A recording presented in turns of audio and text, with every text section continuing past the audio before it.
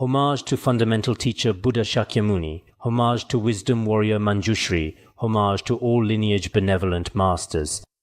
The Dharma, infinitely profound and subtle, is rarely encountered even in a million eons. Now we are able to hear, study, and follow it. May we fully realize Tathagata's true meaning. In order to liberate all sentient beings from samsara, generate supreme bodhicitta. Teaching, the words of my perfect teacher. In the words of my perfect teacher, we are now teaching refuge among the uncommon preliminaries. In the section on refuge, we have already discussed the importance of faith. With sufficient faith and reverence, one receives supreme blessings. Without sufficient faith and reverence, one cannot receive blessings. Regarding this aspect, we have given extremely profound teachings. Everyone should contemplate this repeatedly. Actually, in our current practice and study, we ourselves must make aspirations and contemplate from the heart. This point is especially important. I have also mentioned that many great masters of the past would daily read at least a few pages or chapters from the words of my perfect teacher. In this way, over time, they would continuously increase their faith. 2 days ago, we transmitted Finding Rest in Illusion. During the transmission, I told everyone that material offerings were not necessary. If any of you wish to make Dharma offerings for Dharma offerings, among men and women, the women first wrote quite a few reports of Dharma offerings. After I mentioned this in class, the men also, whether genuine or not, wrote very many reports. Thank you so much. After reading these, I still felt very joyful. I have many representative letters here, some of which, if there's time, I'll read to everyone later. I see today there's one person who made aspirations, but this Dharma friend may not want her name mentioned. That's fine if not. We can read it once. Now let's have a Dharma friend read her Dharma offering. But think about it. Perhaps many people, how do they practice Dharma together and do virtuous deeds together? In this process, I think this person must be sincere, not just speaking words, and in actual actions too, probably doing this every day. If doing so, perhaps one person's virtuous actions might exceed those of several lazy people, reciting so many sutras, so many Buddha names, and reading 2 pages of the preliminaries, etc. When I first came to the academy, I also felt sleeping 4 hours was too long. Perhaps some aspirations, now that this vow has been made, but as one ages or later becomes busy with work, it may not necessarily be achievable then. But regardless, it's good that everyone has such aspiration. So we should examine ourselves. Now let's continue with our teaching. Today we teach, if one lacks faith, even if encountering a true Buddha's guidance, there will be no benefit, just like the previously mentioned Bhikkhu Sunakata and the Buddha's brother Devadatta, etc. So without faith, even encountering a true Buddha, a genuine Buddha, one gains no benefit. Regarding Bhikkhu Sunakata and Devadatta in our world, there is no greater accomplished master than the Buddha. Personally receiving teachings before the Buddha for such a long time was still of no avail. Some people often say someone spent so many years at the Buddhist academy receiving teachings before the Guru for so many years. How could they still do such things, still give rise to such thoughts? They also say these things to others. Actually, this has a certain relationship with one's spiritual capacity and faith. People without faith, let alone ordinary spiritual teachers, will not see the Tathagata's wisdom as having virtue. The Buddha also said in the Sutra of the Arising and Manifestation of the Tathagata, though the sun illuminates the world, the blind cannot see it. Beings who have lost their original purity do not believe in the Tathagata's wisdom. The meaning is that although the sun illuminates this world, those born blind cannot see the sunlight at all. Similarly, if some individuals in their mind streams develop wrong views or lack pure faith, they may not develop true faith even in the Tathagata's incomparable wisdom. So whether you're ordained or have studied Buddhism for many years, it's not necessarily very good. Of course, from a worldly perspective, it's very good. But sometimes, if you cannot arouse faith, there's truly a great difference compared to beginners or those who have just entered with some faith. This possibility also exists. I remember in the Buddha's Ekottara Agama, there's also a brief story. At that time, the Buddha was teaching Dharma to many ordained Sangha members at Bamboo Grove Monastery. While teaching Dharma, there was an elder monk in front of the Buddha. This elder monk was dozing off while stretching both feet toward the Buddha. His behavior and deportment were completely improper. He wasn't listening well at all. Nearby there was also an 8-year-old novice. This 8-year-old novice, with joy and reverence, was listening attentively to the Buddha's teachings with complete concentration. At this time, the Buddha told the ordained assembly, "In our world, if one's faith and wisdom are insufficient, even staying for a long time doesn't necessarily make one an elder. If the mind lacks faith, compassion, and wisdom, this is not necessarily very good." Then the Buddha asked, "Did everyone see this old monk beside us?" Everyone said they saw his behavior. "Did you see this 8-year-old novice's behavior?" They all said they saw it. Later the Buddha decided to say, "Superficially, this old monk appears to be an elder, but actually if your wisdom, faith and compassion haven't increased, you're only an elder in appearance. Actually, if an elder practices well, even lay people, even non-monastics can be called this. In contemporary Han areas, generally only old monks or great monks can be called elders. Small novices or lay practitioners are not necessarily called this, but actually in Buddhist sutras there are also such cases. He said this old monk was actually a reincarnation of a Naga from a previous life. Then coming to this world, when listening to Dharma, many behaviors, dozing off, improper conduct, etc., after his death he would return to the Naga realm. Only later would he attain liberation. As for this novice, in his previous life he had very good karmic connections. Now through listening to Dharma, after 7 more days, he would also attain accomplishment. So among our many Buddhist practitioners, Dharma listeners and cultivators, indeed sometimes one feels that spending more time doesn't necessarily mean it's very good. In our Buddhism, we often speak of Dharma oil children. Dharma oil children cannot generate any faith in the Dharma. They only say, "Oh, I've heard this teaching before, heard it before. Ah, I understand this teaching, understand it." Actually, they themselves have no correspondence with the Dharma at all. Such people are truly extremely frightening, so they're really no different from Bhikkhu Sunakata and Devadatta. Therefore, we Buddhists especially need faith. This kind of faith is best like what was taught before, irreversible faith. Even irreversible faith is difficult for ordinary people like us to develop. Without developing this, one should still have pure faith and eager faith. Without these, the basic conditions for entering the Dharma are already absent. So faith should be said to be very important. No matter who it is, if one possesses a sincere heart of faith and reverence, then praying now, the Buddha will descend and dwell before them, bestowing blessings. The Buddha's compassion for beings has no partiality and treats all equally, as is also said in the Buddhist sutras. Whoever practices with sincere intention, the sage appears before them, bestowing empowerment and blessings.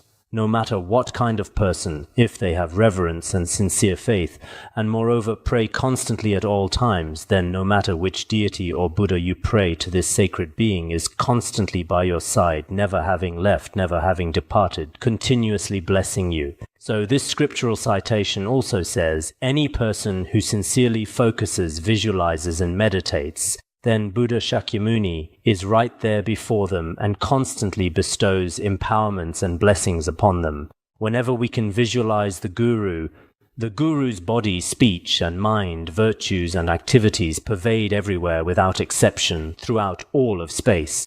If we pray to any Buddha or deity, it is also thus. In Tibetan there is one called the Mahayana Sutra on the inconceivable secrets of the Tathagata. What does this Mahayana Sutra say? It seems the Inconceivable Sutra also has this. Actually, this also exists in Chinese, meaning as vast as space itself, so too is the Buddha's body vast. As space is vast and boundless, so too is the Buddha's body. Because the body is vast and measureless, the light is also vast in this way. Because the light is vast, the secret speech is also vast in this way. The secret speech is vast and measureless. The secret mind is also vast in this way. There are 2 verses that I see also exist in Chinese translations. What is the meaning? In our entire world, space is the most vast. Then throughout all the ranges of space, actually the Buddha's body pervades everywhere without exception. vast and boundless, already pervading the realm of space, as his body covers thus. The Buddha's Vajra speech also covers in this way.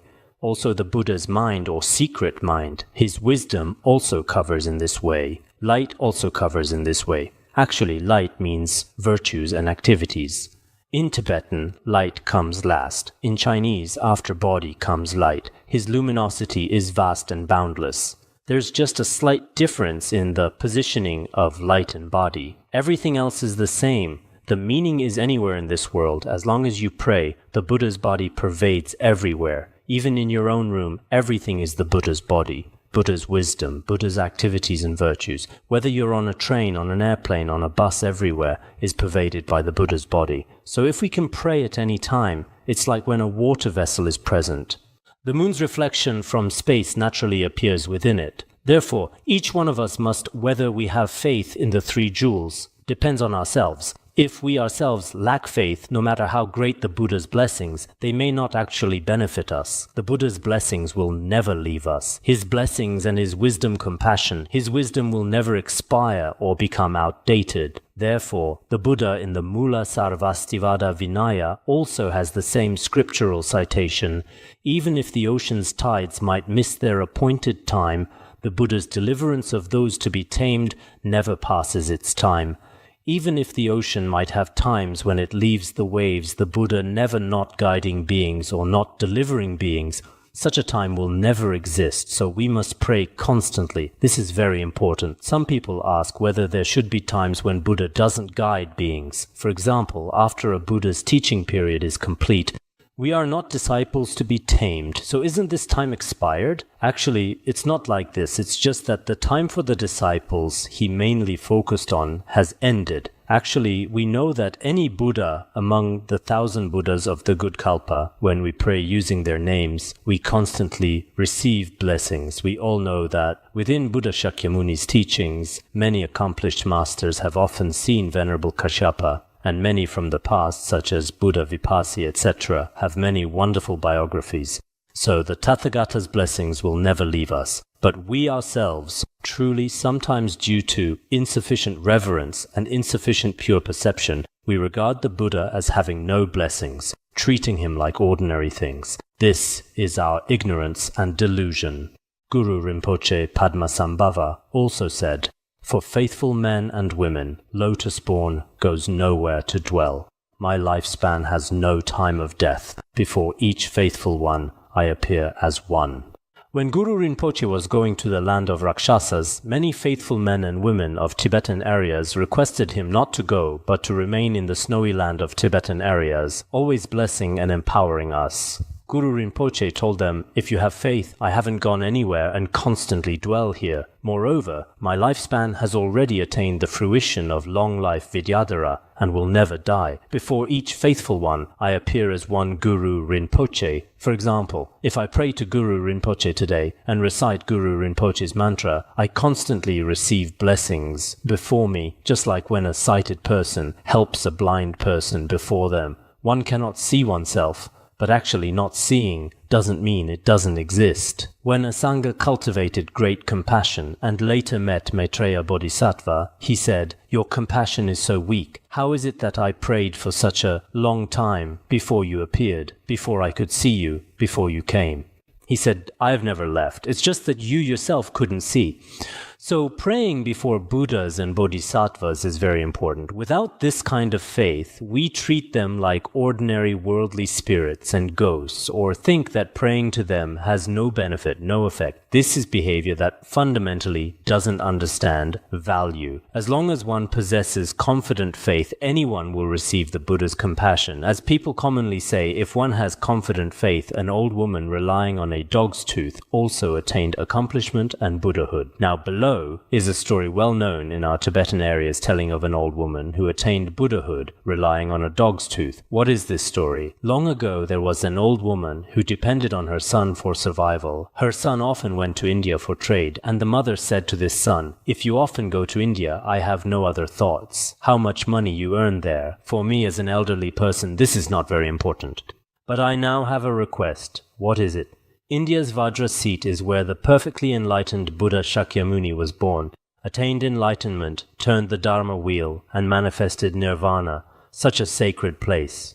You must bring me back from India, a supreme blessed object as an object of prostration. From such a sacred place of the Buddha, no matter what, you should bring me something. I prostrate daily and recite sutras daily. You should bring me a blessed object from India. Although the mother had repeatedly instructed him many times, the son forgot it all. Each time his memory was poor. Sometimes this unfilial son generally treated his mother's words as not particularly important, so he forgot each time. Each time he went to India for business, when returning, he came back empty-handed, never bringing back any blessed objects. Once the mother even began threatening him when the son was preparing to go to India again. The mother seriously told him, "If this time you still don't bring me back a genuine blessed object for prostration, I will commit suicide and die before your eyes. Let's see what you do then." This time the mother was truly somewhat unhappy. It wasn't just once or twice. She had already said it so many times. Each time he didn't bring even a little Buddha statue or blessed object from the Buddha. Even some tree leaves from Bodh Gaya would be acceptable. Jowo's Dharma robes would also be fine. Or, if really not possible, even a stone from Deer Park where the Dharma wheel was turned would be acceptable.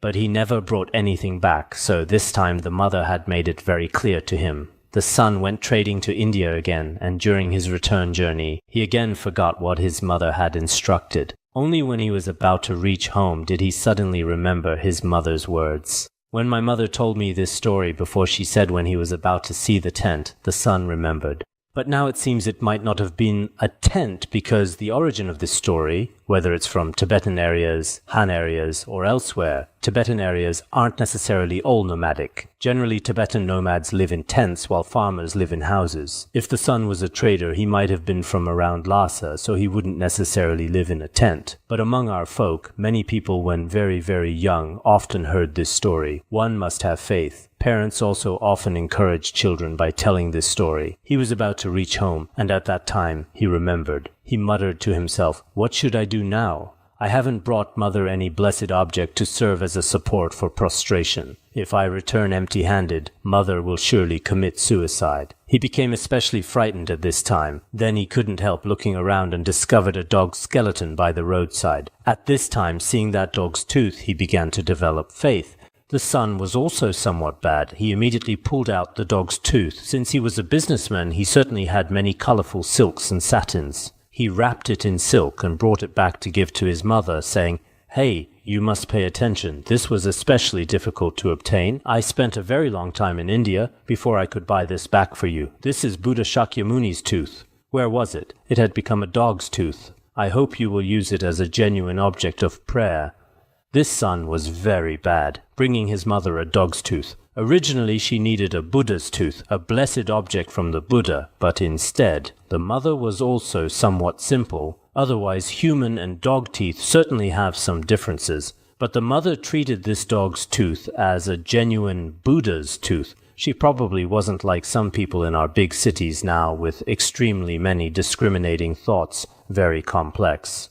When something is genuine, they instead generate various wrong thoughts. Especially people without knowledge, without merit, without right view, generate extremely many wrong discriminating thoughts.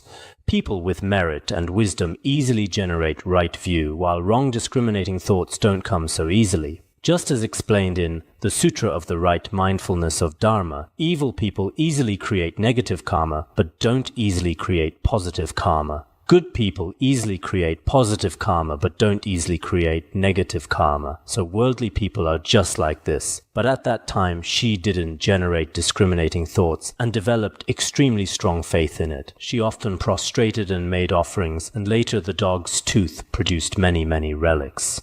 When the old woman passed away, rainbows, light circles and other auspicious signs appeared one after another. When the old woman died, there were especially good auspicious signs.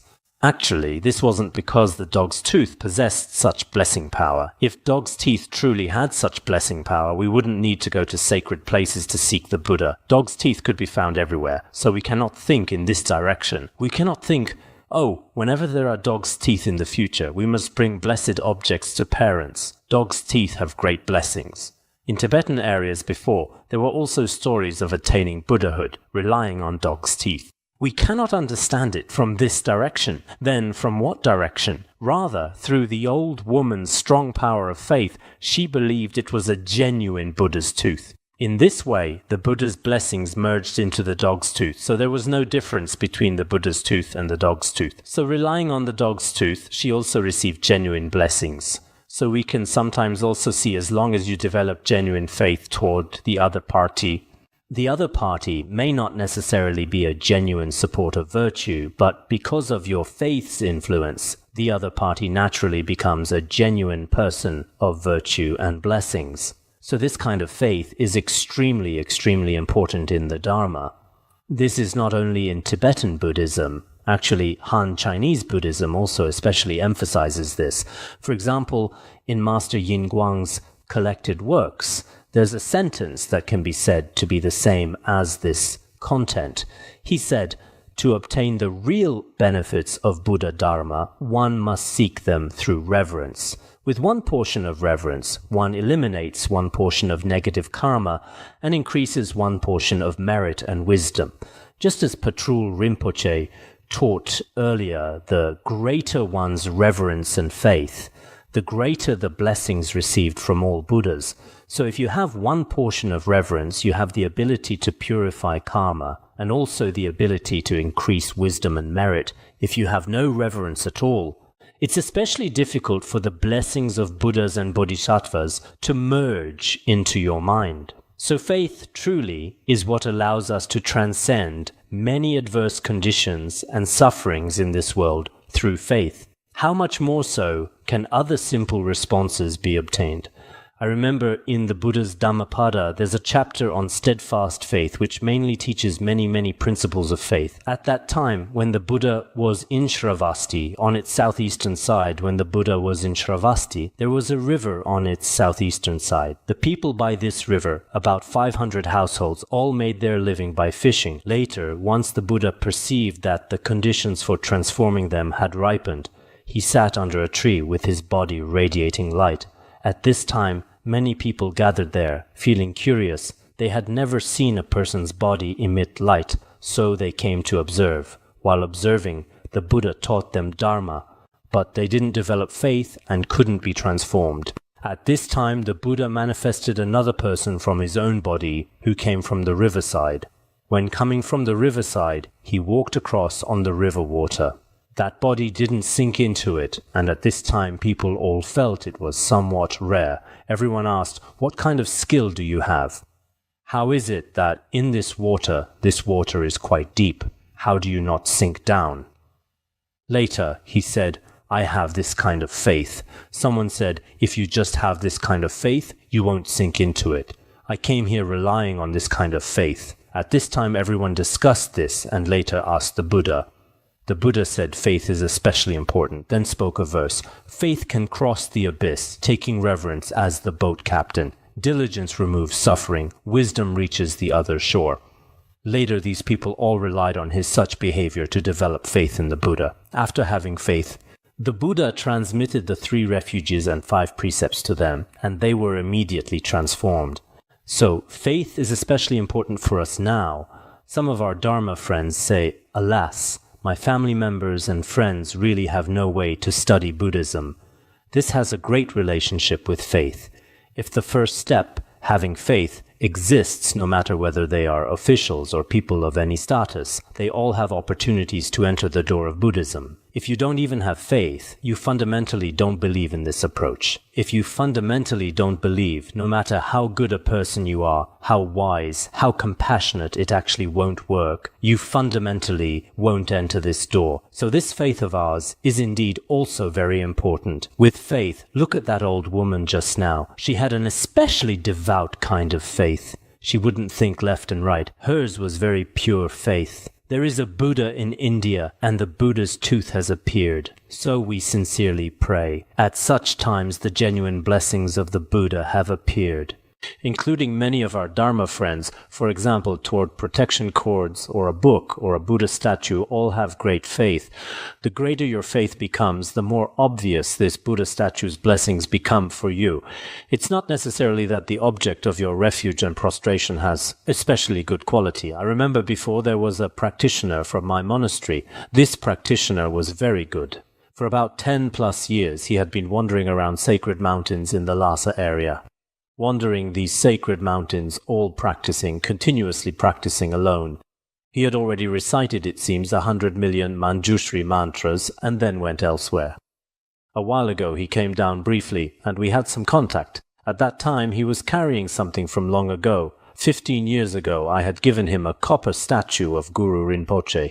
The quality of this copper statue was very, very poor. At that time I seemed to have gone to the Barkham area.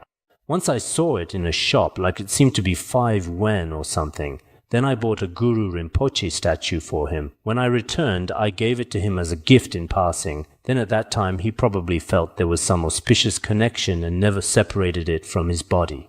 I looked at it. He said for 15 years it hadn't left his body. I looked at it. That quality was just so-so. I said, let me change it for you. I now have a Nepalese Guru Rinpoche statue. Let me give it to you instead. He said, no. Although the quality is like this relying on this Guru Rinpoche statue, I have dispelled many of my obstacles on the path. When he went to India last year, what he feared most on the road was whether it would be confiscated when passing through customs. As it turned out, it wasn't. I said, that's impossible. If Guru Rinpoche dispels your obstacles, yet can't dispel his own obstacles, that's impossible. Actually, this kind of faith of people is truly still very crucial. If you don't have faith, something worth 6 or 7 yuan to carry on your body for 15 years is absolutely impossible. So since he had such faith, I believe that in his practice process, relying on this statue, he would also have dispelled his obstacles or received many uncommon blessings himself. So each person should have a kind of pure faith. This point is very important. Furthermore, in the Kongpo region, there was a fool called Jowo Ben, an especially foolish person. Once he went to Lhasa to pay homage to the Jowo statue. Actually, the Jowo statue was brought to Tibetan areas by Princess Wencheng long ago. It's enshrined in what is now Lhasa's Jokhang Temple, a statue of Buddha Shakyamuni at 12 years old. A while ago, a leader said he could never understand. He was a young man, half Tibetan, half Han, who didn't understand Buddhism at all. He said, Ayya, how could a copper statue brought by a Han woman be so revered by Tibetan people? People who don't understand history or blessings sometimes sound rather ridiculous when they speak. At that time, when he went to pay homage to the Jowo statue, there's generally this saying in Tibetan areas that people who come to this world without seeing the Jowo statue feel great regret. So many elderly people all wish that at least once in their lifetime they could prostrate once before the Jowo statue. This is their heart's greatest aspiration. Some children, in order to repay their parents' kindness, when they themselves have sufficient conditions, in all respects must bring their parents to Lhasa to pay homage to the Jowo statue. There's such a tradition. Now it seems that among young Tibetans, they don't care about this aspect. When they have a little money, just like some cities in Han areas, they insist on buying parents a house or a bicycle. Just kidding, bicycles there aren't any. At that time, before the Jowo statue, there was no lamp keeper or any other person, so that Kongpo Ben, Kongpo is the place name, came before the Jowo statue. He saw on those offering tables many foods and butter lamps. In his mind, he thought of the Jowo statue as if it were a person. If everyone was going to pay homage, he felt this might be a genuine person, a living person. Then he thought, oh, the Jowo statue takes this tsampa. Tsampa refers to sacred food, tormas, dips it in the butter oil from the lamps before eating. He felt the Jowo statue was still quite enjoying itself. Look, there's so much tsampa and so much butter soup. Very good. His life isn't bad at all. To prevent the butter oil from solidifying, fires were lit. He felt about the offering lamps. He had probably never seen offering lamps. He felt that to keep this butter from solidifying, fires were lit.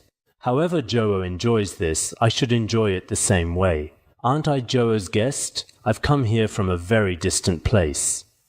So he dipped the tsampa tomas in the butter oil and began eating. After eating, while looking at Jowo's countenance, he was also somewhat worried in his heart. Having eaten all of Jowo's food and drunk all the drink, he feared whether Jowo might be somewhat unhappy, so he slowly looked at Jowo's face. At this time, Jowo seemed to look especially majestic and very compassionate. We all know the Jowo statue's expression is smiling, especially kind. At this time he felt, oh, my eating his tsampa and butter soup probably doesn't make him unhappy at all. Very good. He immediately began praising. He said, when sacred food is carried off by dogs, you still smile. When butter lamps are blown by wind, you still smile. You truly are a good guru. Was he? He said, your food was the dog himself. Whatever happens to food and such things, you don't mind. You truly are a good guru. However others enjoy the food before you, you don't get angry. You truly are a good guru. Please keep my shoes safe for me. I'll circle around you once and come back.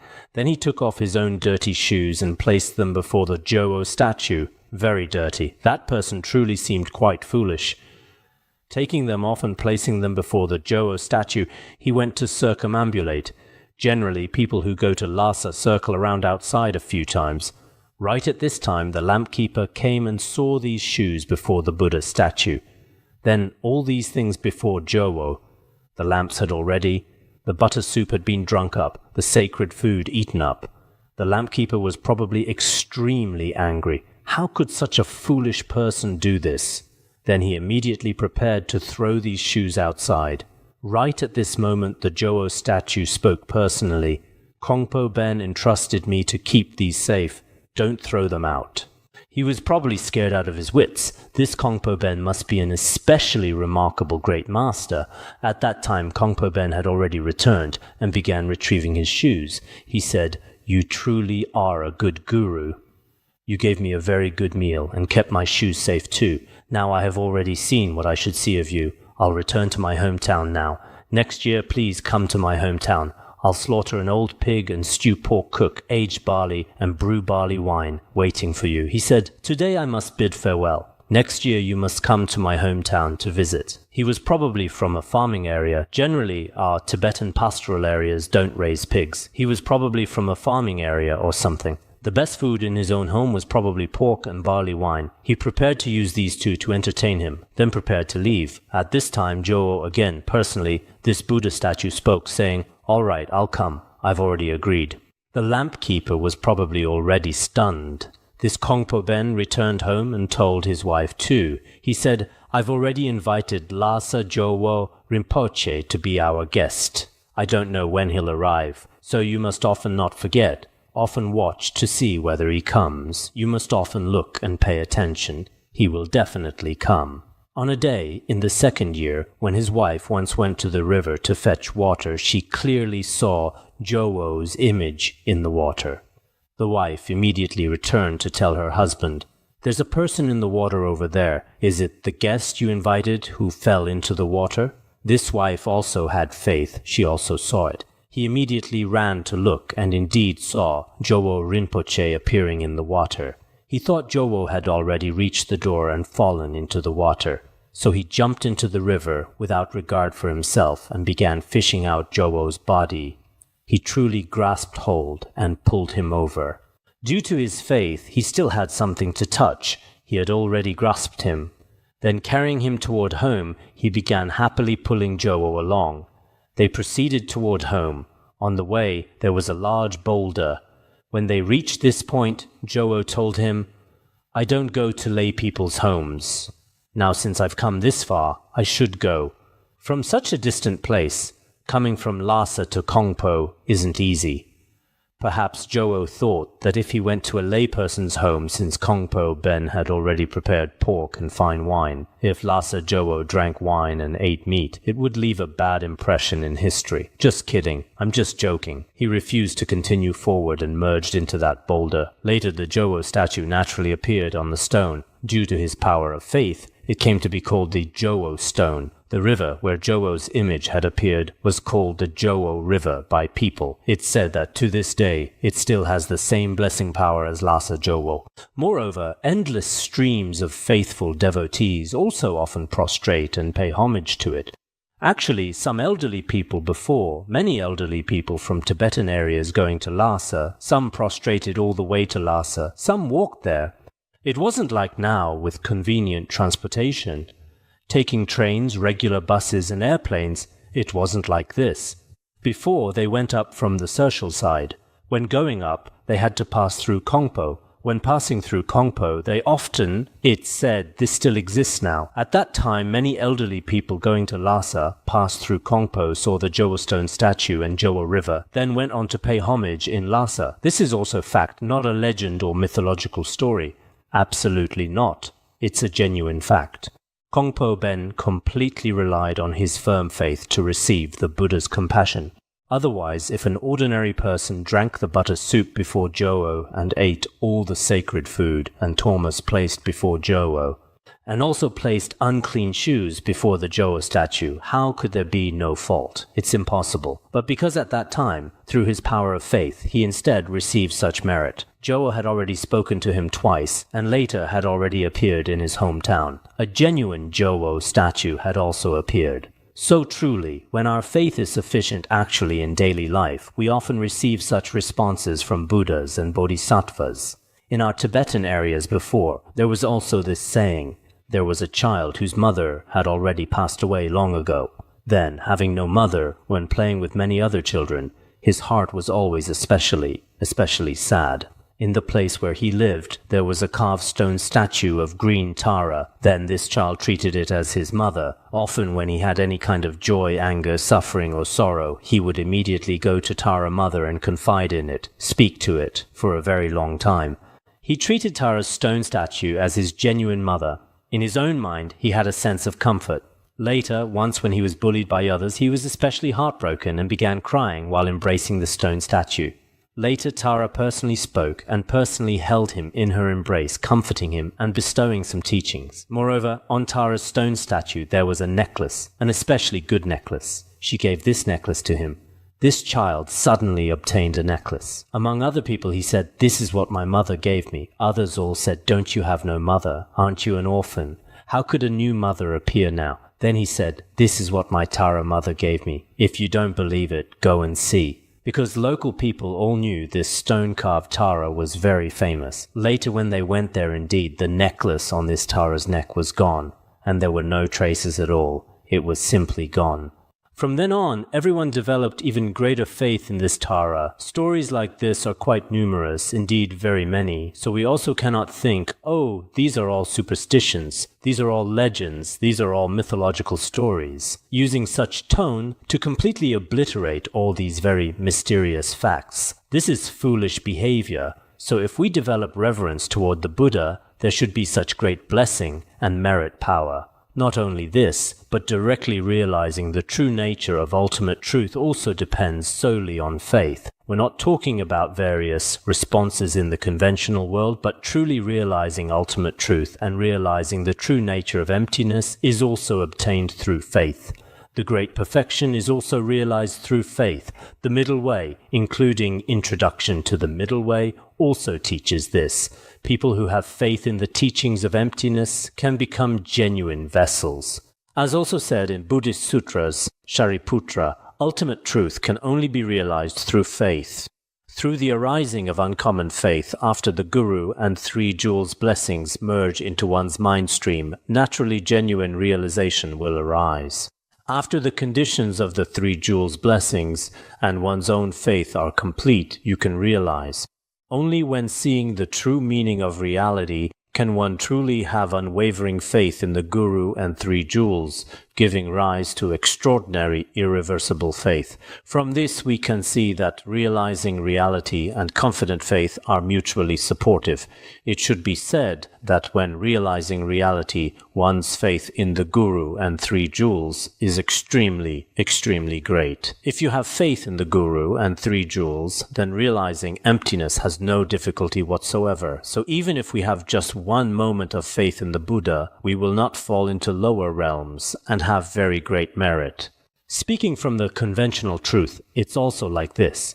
Just as is also taught in the Shrigupta Sutra, with single-minded reverent faith in the supreme teacher beyond the world for countless hundreds of thousands of kalpas, one will not fall into any evil paths. If you have one moment of faith in the Buddha, you will not fall into evil paths. So generating faith is especially important. Because we encounter such Buddha or Dharma, it can protect everyone. As seems to be taught in the Lotus Sutra, the world-honored one is extremely rare and difficult to encounter, possessing immeasurable merit, able to protect all, and so on.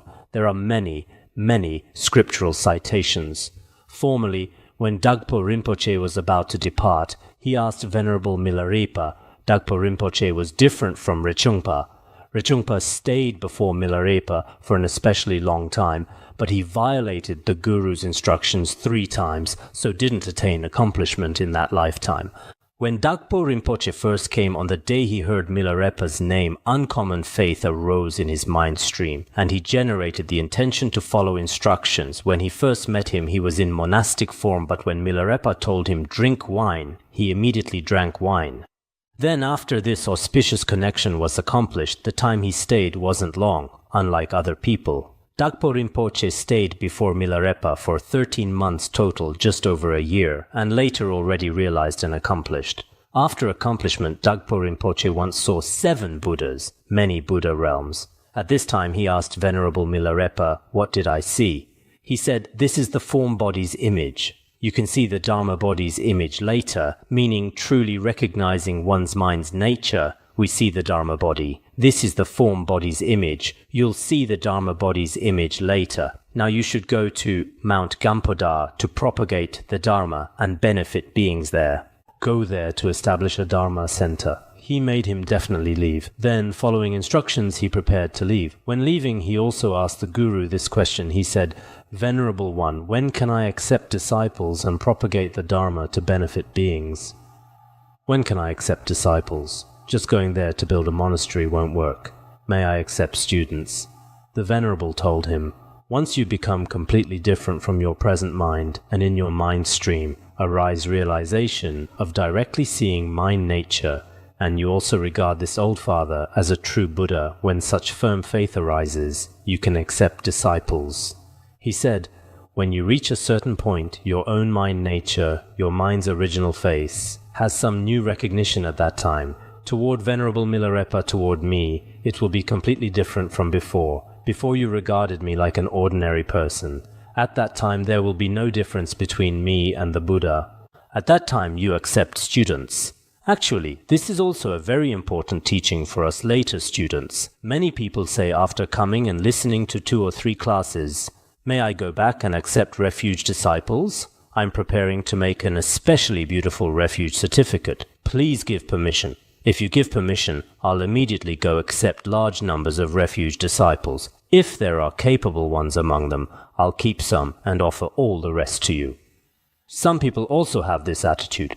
Milarepa then gave him prophecy about that Mount Gampodar, saying this sacred mountain is equivalent to a mountain like a king sitting on a cushion. On this mountain, approximately at the neck area, you should build a monastery and then can train disciples and propagate the Dharma to benefit beings. Later, Gampopa went there to build this monastery. The Dagpo Kagyu lineage transmission appeared from there within the Kagyu school. Moreover, disciples of his lineage spread throughout the entire world, extremely many. When he was leaving, Milarepa also accompanied him to what seemed like a forest with a river in the middle and a small bridge over the river. Then at the bridge, Milarepa said, "I won't cross the bridge. If I cross, the auspicious connection isn't very good. I'll send you off here, you leave." Then Gampopa prostrated at the Guru's feet and kept crying. It seems the biography says that crying at that time wasn't very auspicious. It says there was an inauspicious connection, but I forgot the reason for this problem. Anyway, at that time, he left with great reluctance. Later, Dagpo, being a person of sharp faculties, didn't depend on the Guru for very long, but later truly came to recognize his own mind nature anew and reached a state where there was no difference between Venerable Milarepa and the Buddha. His Holiness Jigme Phuntsok also often taught before, when we regard our root guru as no different from the Buddha and the guru's pointed instructions, especially when recognizing mind's original face, then accepting disciples and widely propagating the Dharma is very auspicious. This is also such an auspicious connection, so here too faith is taught. Accepting disciples also requires faith. Therefore, the Guru and Three Jewels' compassion and blessings merging into one's mind stream depends solely on reverence and faith. Reverence and faith are especially important. Formerly, a disciple of Venerable Atisha directly called Atisha by name. Generally in our Tibetan, we often call Venerable Atisha Jowo. He directly said, "Jowo, give me a blessing, okay?" Then Venerable Atisha seemed somewhat displeased and said, "Bad student, be a little respectful. Blessings are obtained through reverence. You're just speaking words." Some biographies also say he forcefully knocked on Jowo's door 3 times. Then said, "Jowo, Jowo, give me a blessing. My body isn't well." Then Venerable Atisha said, "Blessings are not obtained by knocking hard on doors." Then Venerable Atisha didn't give blessings. Actually, if any person, whether toward a guru or toward Buddhas and Bodhisattvas, has no reverence, it's impossible to truly receive blessings. We also usually encounter some people who fundamentally don't believe in Buddhism, or people without faith who come saying, "Please touch me.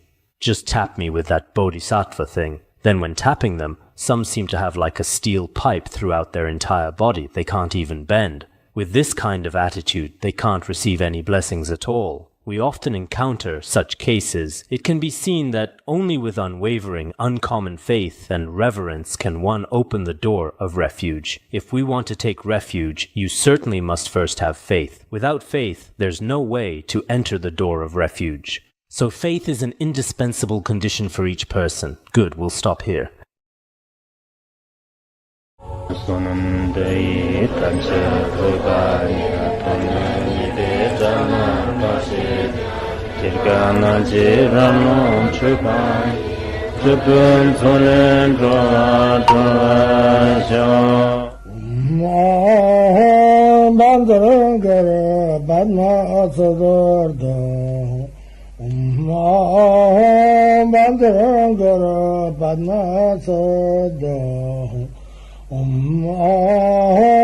Bandara Banma Sadar